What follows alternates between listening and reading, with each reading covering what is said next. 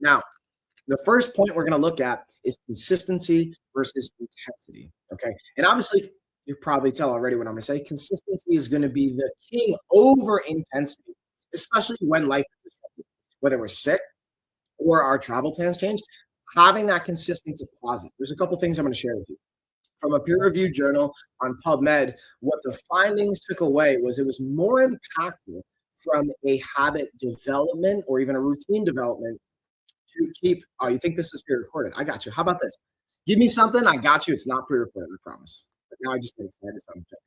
So the point is, PubMed study found that inconsistency was more valuable to do 2 to 5 minute deposits of a habit. Maybe it was working out, maybe it was meal prep, maybe it was meditation, prayer, journaling, whatever the thing is, your morning routine, versus doing it once a week for 2 hours. So for the fitness example and the working out, it is actually more beneficial in rewiring your brain for the habit of exercise to move for 2 to 5 minutes 5 days a week versus for 2 hours one day, which I find is a fascinating kind of principle because it kind of goes against, at least to me, it was counterintuitive to the principle I've heard with 10,000 hours to mastery, right? In the Outliers book and other sources, where the more time you put in, the more of a mastery you're going to have on said thing.